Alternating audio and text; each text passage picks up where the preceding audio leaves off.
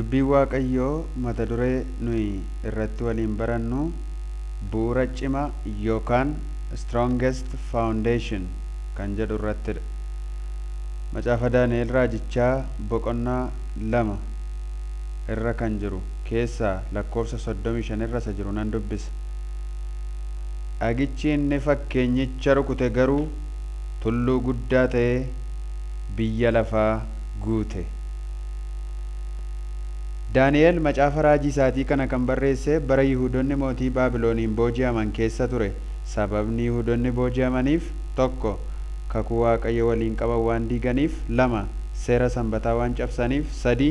Ejja hamaa yookaan waaqa tolfamaa waan waaqessaniif. Boojuun kunis marsaa 3 kan geggeeffame yoo ta'u, marsaa 1ffaa Daani'el, Meshaak, Shaadraakii fi Abdineegootu booji'ame. Marsaa 2ffaa Hisqeeliif kanneen birootu booji'ame. Marsaa 3ffaa warri Baabiloon Yerusaalemin gubanii kanneen hafan immoo booji'anii fidan. Yeroos raajiin achitti hafe Ermiyaas qofa ture. Daani'el raajota gurguddoo keessaa isa tokkodha. Macaafota kakuu moofaa keessaa sagaleen jireenya bara baraa jedhu si'a tokko qofa kan barreeffame yoo ta'u, innis macaafa raajii Daani'el kana keessatti argama. Kunis raajii Waaqayyoo dhoksaa guddaa itti hime ta'uusaa nu argisiisa. Daani'el 12:2. Ergamoonni Waaqayyoo yaa Daani'el nama guddaa jaallatamaa ittiin jedhu. Hiikni maqaa isaaf kan hiriyoota isaa Daani'el jechuun Waaqayyo bulchaa kootii, Anaaniyaa ayyaana Waaqayyoo, Mishaa'el kan akka Waaqayyoon jiru, Azaariyaa Waaqayyoon gargaara jechuudha.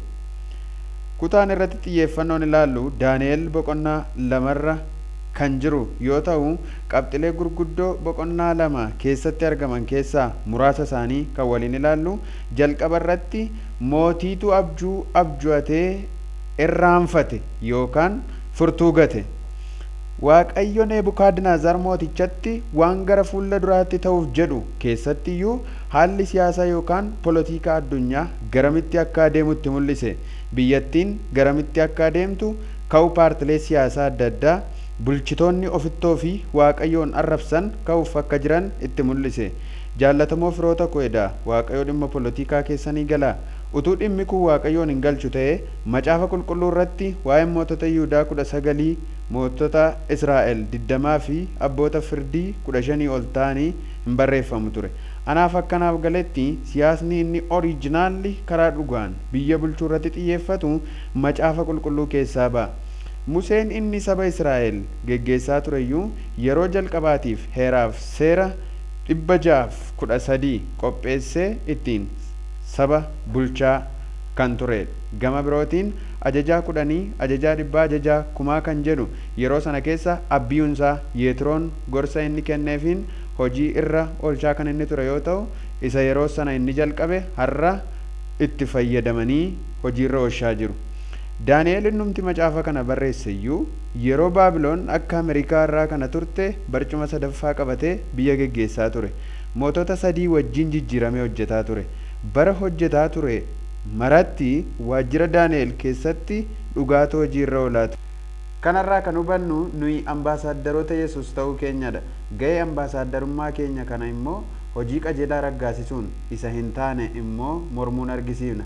Ambaasaaddarri Itoophiyaa Ameerikaa jiru kan inni agarsiisu aadaa Itoophiyaa, uffannaansaa kan Itoophiyaa, afaanii fi haala biyya keenya keessa jiru mara achitti calaqqisiisa. Akkasumas nuyi kiristiyaanonni lammii biyya waaqaa kan taane lafarra teenyee aadaa waaqa irraa calaqqisiisuun waamicha keenya fiixaan baafna. Kana jechuun kiristiyaanonni dhugaan wanta jal'aa yookaan seera Waaqayyoon alaa utuu hojjetamuu yoo argan ija jabummaan qaama ilaallatu duratti mormii dhageessisuu danda'uu qabu.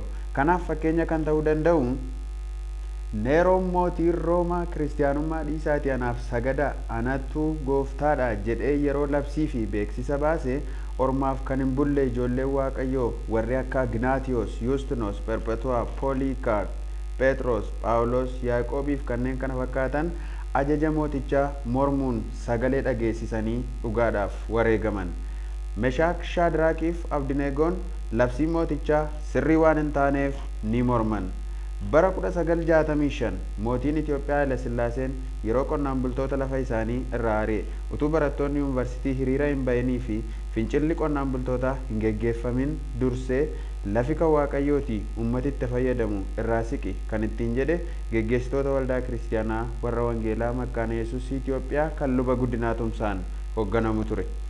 Yeroo ijoolleen durbaa Ameerikaa lama gaa'ela korma saree wajjin dhaabbachuuf ummataa fi mootummaa biyyattii hayyamsiifatanii dirreetti yaa'an gaa'ela jala kanaan mormuun mootummaa biyyichaa kan akeekkachiise waldaa kiristaanaa ture.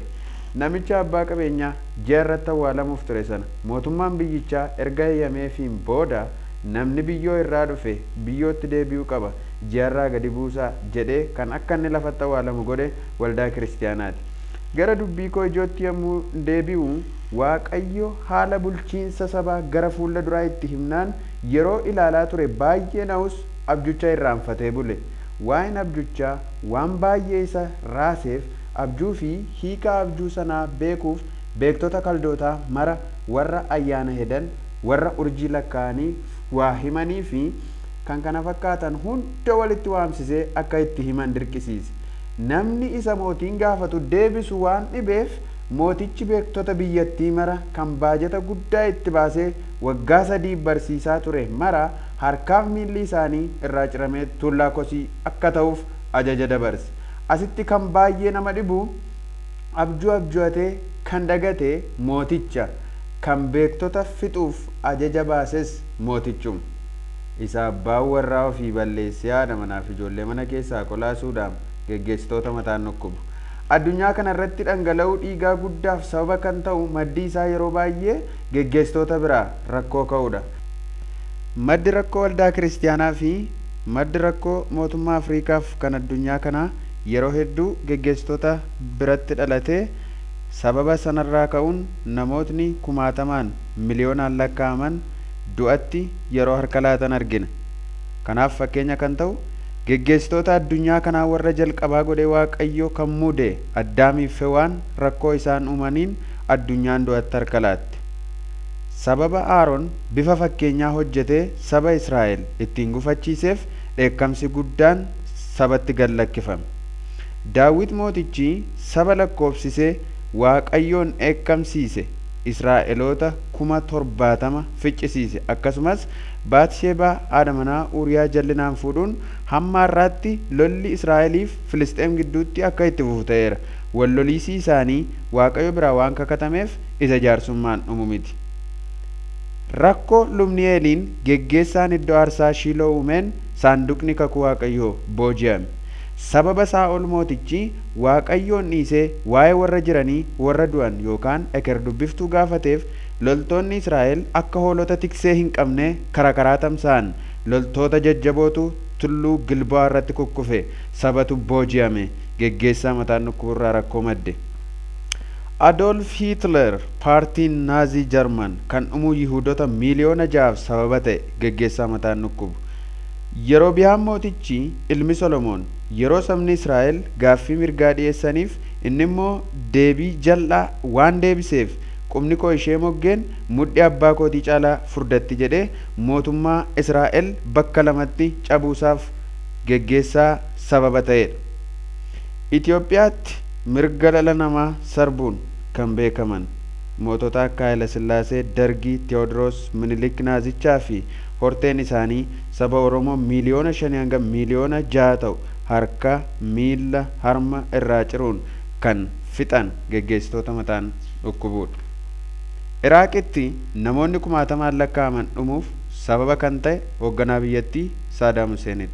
Ameerikaatti barbadaa'uu peentaagoonii fi lubbuu namoota achi keessa jiraniif Sheek Osaamaa Bin Laadin ka'umsa ta'a jedhamee shakkama. Yeroo dargaggoonni waldaa kaatoolikii keessa jiran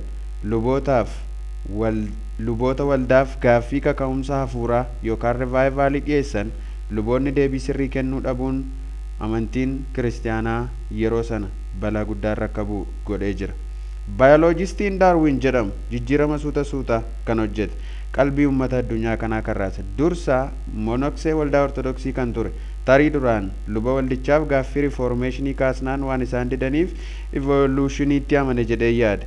Itoophiyaa keessatti waldaa xiiqii hedduun dhaabbachuu isaaf geggeessitoota waldaa kiristiyaanaatu sababa ta'a.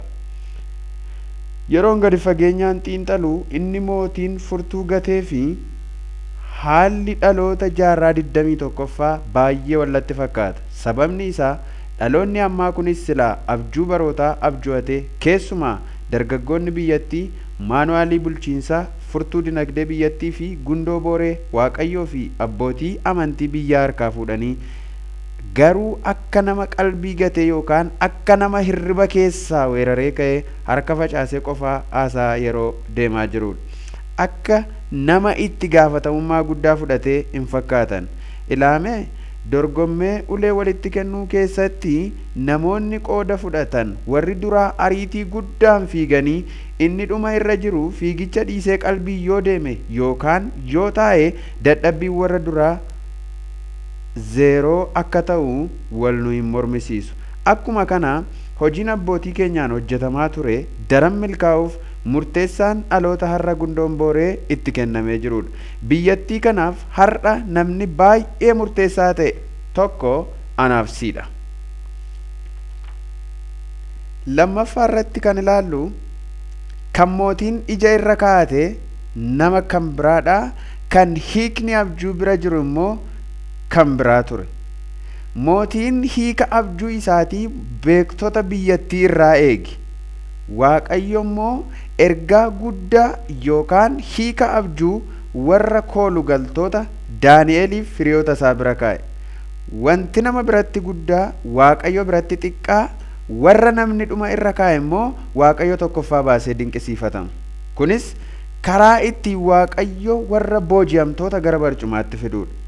Yesus namoota 5,000 yommuu nyaachise akka namoonni yaadanitti wanti nyaatamu magaalattiidha meetii 200 bitamuu yookaan immoo bartoota warra hangafoota akka Phexros, Yaaqoob, Naatnaa'eliif kan kana fakkaatan irraa eegaa turan.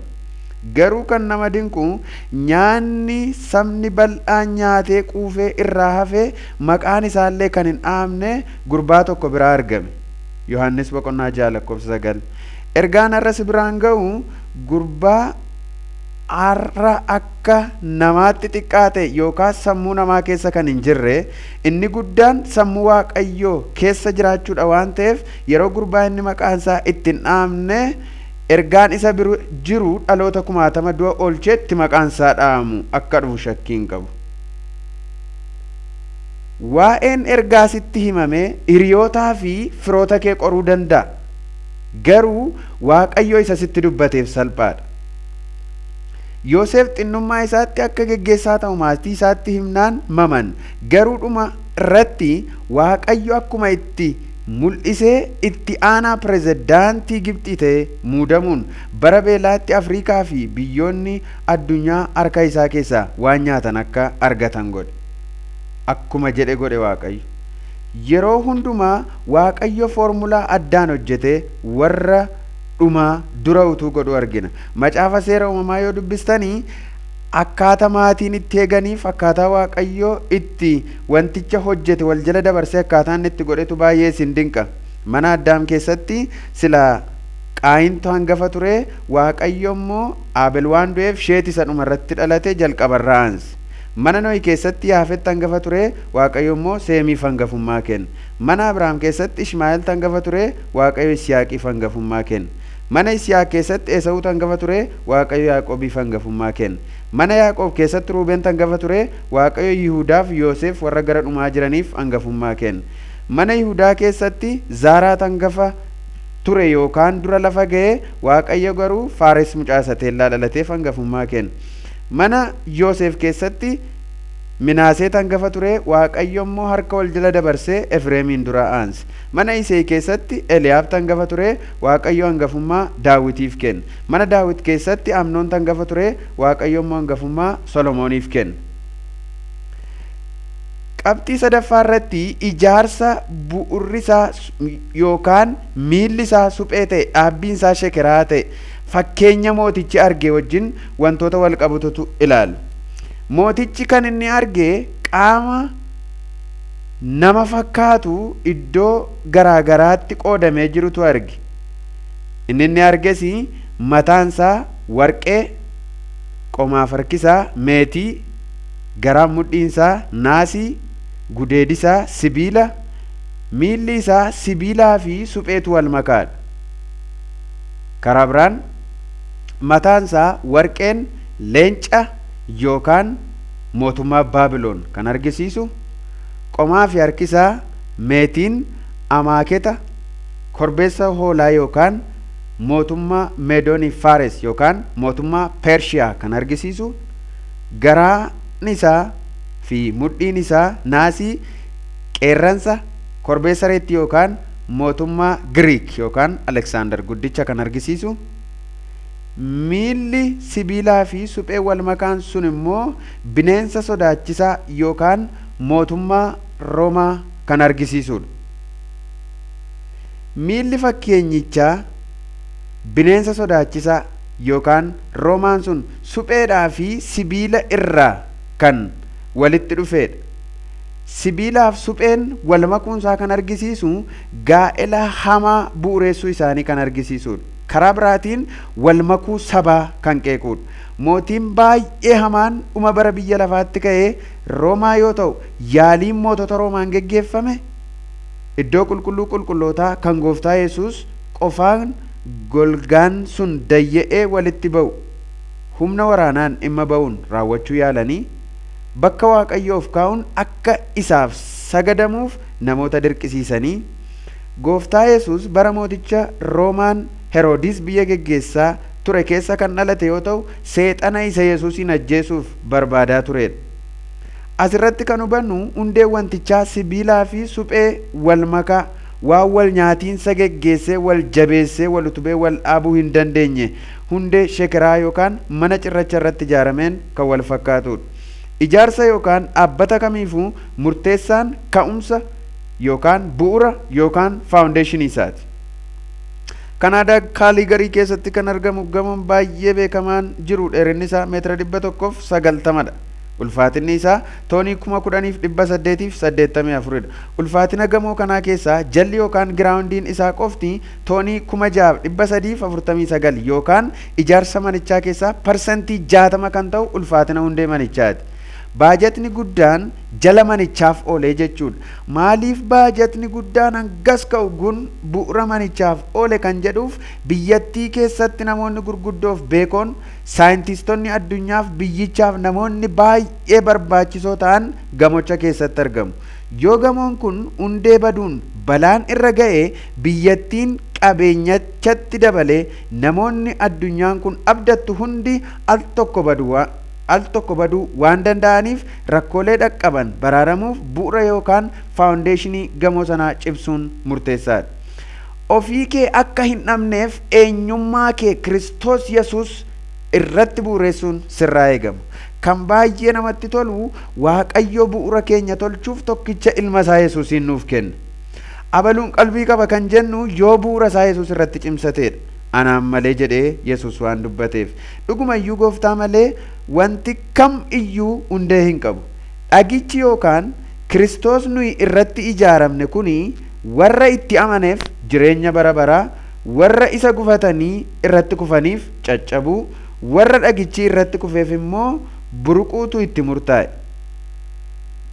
Mataan fakkeenyichaa leenca ta'uun kan inni argisiisu mootiin Baabiloon yoo ta'u, kunis of tuulummaa mootichaa fi iddoo Waaqayyoo of kaa'uun hamma Waaqayyoo irratti dubbatutti ga'uu mootichaa kan mul'isudha. Of tuulummaatti taane immoo kan dhufu kufaatiidha. Maal isa qofaree harrayyuu lafin hangayin kan jedhan guutaniiru. Qomoon kan dhaadatan ayyaana abbaa kootii kan jedhan. Ani hin jiru taanaan biyyiif waldaan kun har'uma baddii kan jedhan jiru. Garuu wanti nama dhibu biyyiif waldaan ayyaana abbaa isaatii irra dhaabbattee jirti utuu hin taane ayyaanaaf dhiiga Kiristoos irradha. Abbaa waldaa Kiristoosidha. Warra akkas dubbatu kana mataan dhukkubus mataa waldaa kiristiyaanaa isa ta'e Kiristoos mataan isaa nagaadha. Dubartittiin Samaariyaa sun yommuu Yesuus ishee haasofsiisuuf itti siqu kan isheen ittiin dhaadataa turte qomoo isheetiin abbaa keenya Yaaqoob jetti irra deddeebiin. Erga ishee waan baay'ee dubbatteen booda dubbii gabaabaan Yesuus ittiin arraba laagaatti chaafachiise abbaa manaa 5 kan jedhu ture. Gara mandaraatti fiiddee lallaba jalqabaa raajii waanan ergan dhaladhee hunduma isaanatti meetu laga kana jiraati isa bira dhaqaa jette. Hojii mishinarummaa jalqabde. Yohaannis boqonnaa 4. Isa haasaa nutti baay'isu Waaqayyo jecha muraasaan nurraa dhaabsisa. Ana abaluu faanuu dadhaban kan jedhu Yesuus biratti hojjetu. Baaqilaa budaan bulluqaa fi majii namaa jalaa miliqtus majii Yesuus jalaa miliquun hin danda'amu.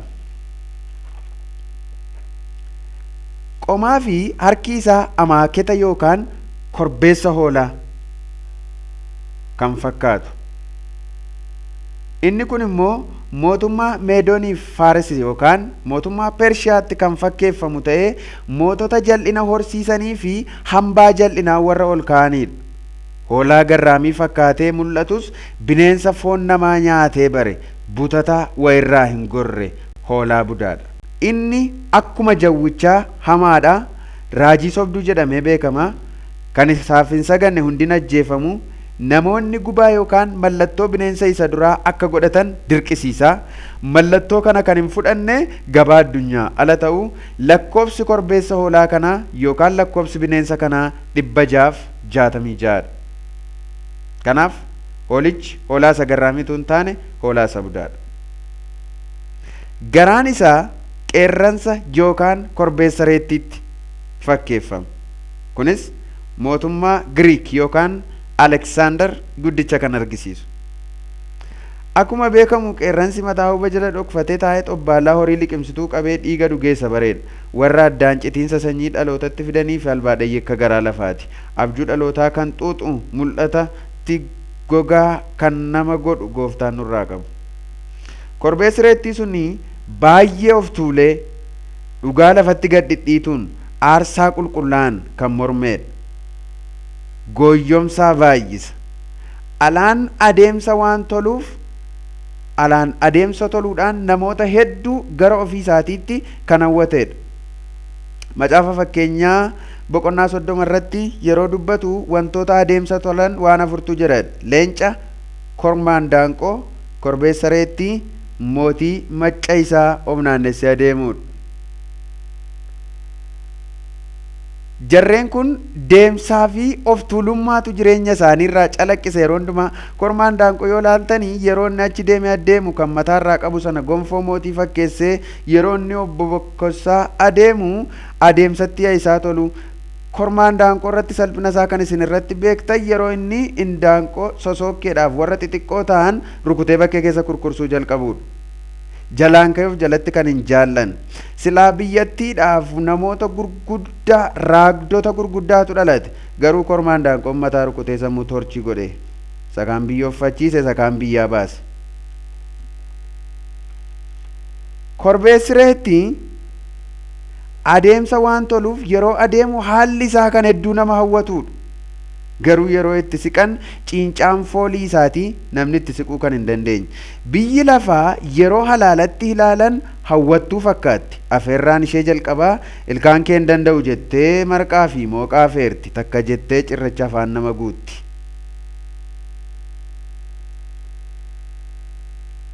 Fakkeenyicha mootiin arge sanarratti dhagaa utuu harki namaa ittiin bu'intu dhufee fakkeenyicha rukutee jedha. Biyya lafaa kanarratti mootummaan Giriik ka'eera hin darbe, mootummaan Baabiloon ka'eera hin kufe, mootummaan Roomaa ka'eera yeroo ka'anii turan sanatti in socho'u jedhee nami yaade kamillee hin turre. Akkuma mootichi argee dhagaan tokko utuu harki namaa ittiin bu'in dhufee miilla fakkeenyicha isa supheedhaaf sibiila wal makaa sanatu rukutee fakkeenyicha lafaan dha'e jedha.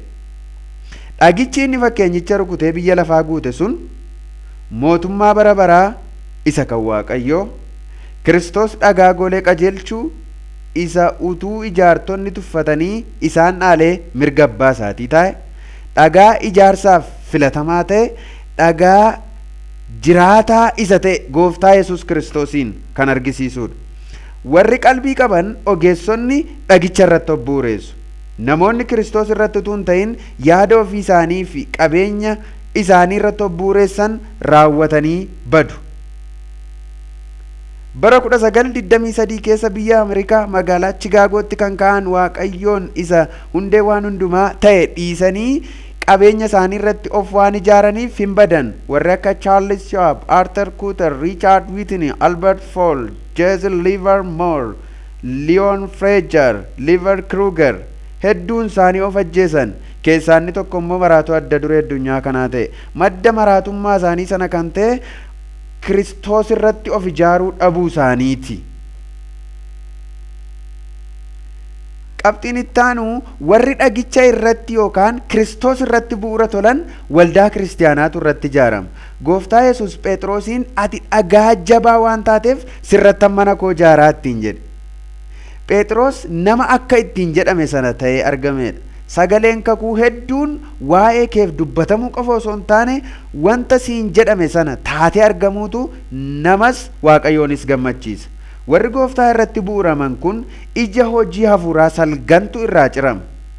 Jaalala, gammachuu, nagaa, obsa, gaarummaa, arjummaa, amanamummaa, garraamummaa, of dhowwuu.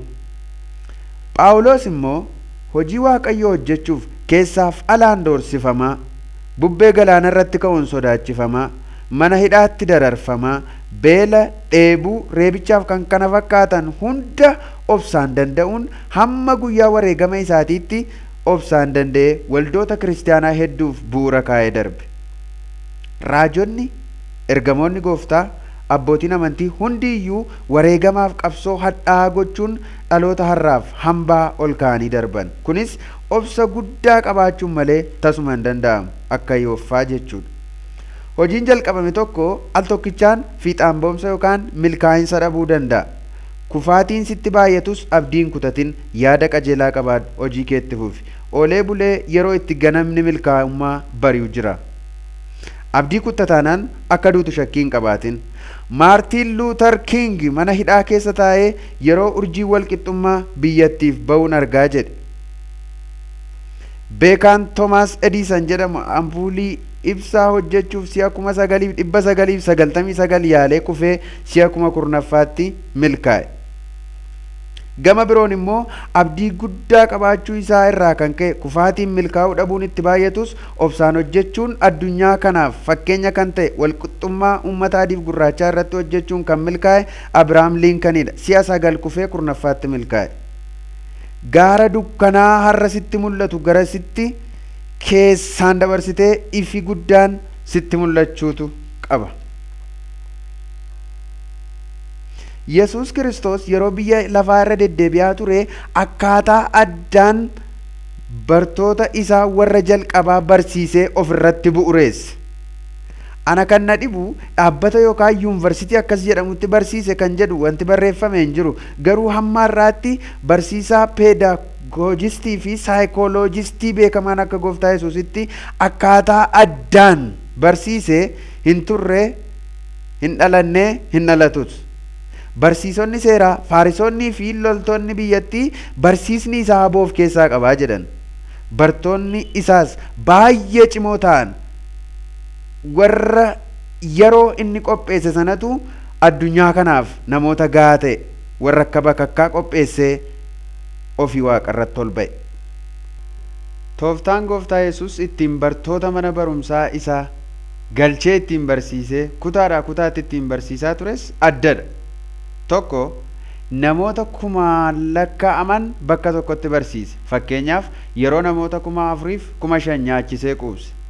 2 bartoota akka 120 ta'an qofaa kutaa itti aanutti dabarse. 3 bartoota 72f aboo kennee fi 2 isaan erge yeroo yaalii. 4 bartoota 12 qofaa kutaa itti aanutti dabarse. Warri kaan keessaa kufan. 5 isin keessaa tokko seexana jedhee kuffisee 11 wajjin adeemsatti fufe. 6 Yohaannis, Phexros, Yaaqoob isaan kana sadan fudhatee gaara irratti ol ba'ee ulfina isaatti argisiise. Dhumarratti Yohaannis qofa Faaximootti addaan baasee raajii bara dhumaa itti hime. Mana barumsaa Waaqayyoo keessaa daree irra utaaluun hin jiru. Tiyooloojii siminaroota garaagaraattitu barachuun danda'ama. Mana barumsaa isa kan Waaqayyoo yookaan taashtooloojii immoo lafa itti Waaqayyo irraa kallattiin itti baratanidha. Phaawulos akka bartoota warra kaanii Gooftaa Yesuusiin ija fooniin argee irraan baranne, garuu Waaqayyo kallattiin itti ba'ee isa barsiise. Mana barumsaa isa kan Waaqayyo lafuma nu jirru sanatti, lafuma ati jirtu sanatti mana barumsaa ati keessatti waa baruu dandeessu siif banee jira. Kunis qabsoon jireenya fooniif hafuuraa keessa ati ooltuyyuu mana barumsaa isa olaanaa ati keessatti waa bartuudha. Mana barumsaa Waaqayyoo keessa gaggarafanii utuu hin bilchaatin daree itti aanutti darbuun hin jiru. Warri har'a waldaa kiristaanaatti mataa cabsaa fidan warra dubbii gaggarafee dhufe kanadha. Murteessaan bilchinadha. Abrahaamii kutaa tokko yookaan boqonnaa tokko keessa waggaa 25 keessa deddeebi'e.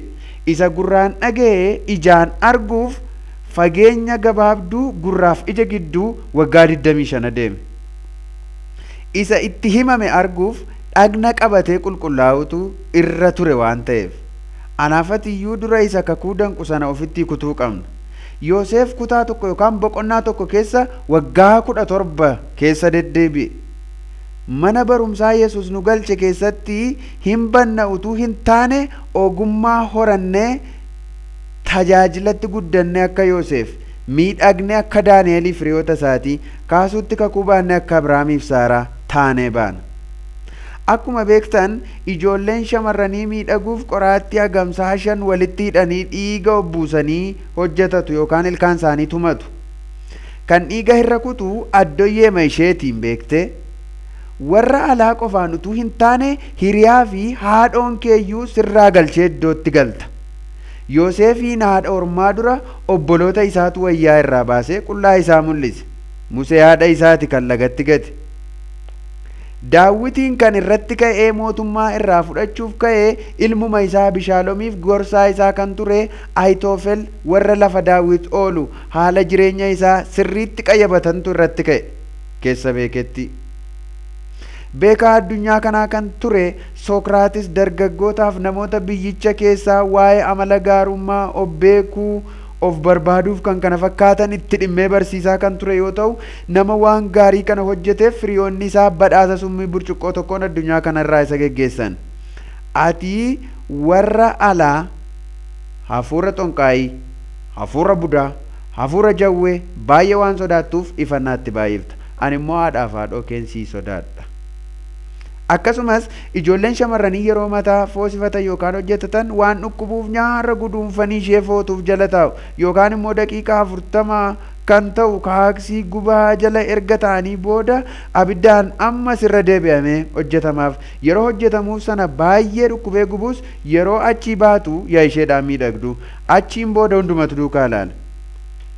Akkuma kana mana barumsaa Waaqayyo nu galche keessatti dhukkubbiin olaanaan nutti dhaga'amus ittiin banna utuu hin taane dhiiga mucaa namaa godhanne miidhagneetu baana achi. Muka ija qabutti murtuxxeen baay'ata jedha Sheef Keeraan. Yeroo achii baatu yasii waltajjii irraa miidhagu. Hoolaa lafa gabaarra galchitanii ilaaltanitti yoo ta'e hundumatu diboo keessa dhiita. Yeroo diboo keessa dhiitan diboo dhiitaan sun diboo sana guddisaa fi deema. Gaafa gabaatti baasan kan ilaalamee bitamu diboo isaati waan ta'eef isa ittiin dhiitamaa ture sanaan gabaa kutee gala.